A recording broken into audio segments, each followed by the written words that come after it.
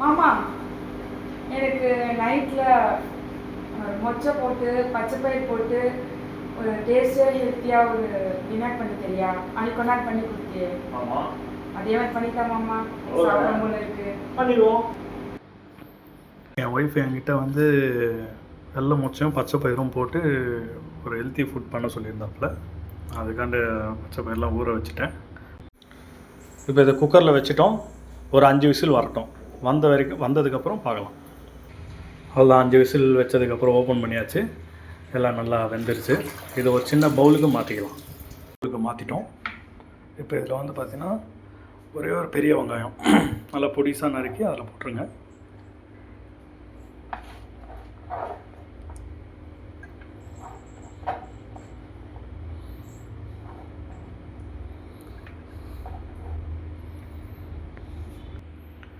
இப்போ இதில் தேவையான அளவுக்கு உப்பு சேர்க்கணும். அவ்வளோதான், நல்லா கலந்து விட்டாச்சு. இப்போ டிஷ்ஷு கம்ப்ளீட் ஆகிடுச்சு. இதில் வேணும்னா சின்ன சின்ன மாங்காய் பீசஸ் போட்டுக்கலாம்.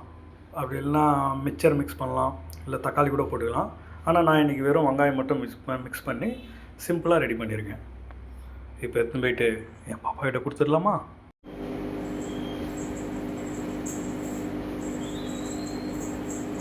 இந்தா பாப்பா, நீ கேட்ட டிஷ் சாப்பிட்டு பார்த்து எப்படி இருக்குன்னு சொல்லு.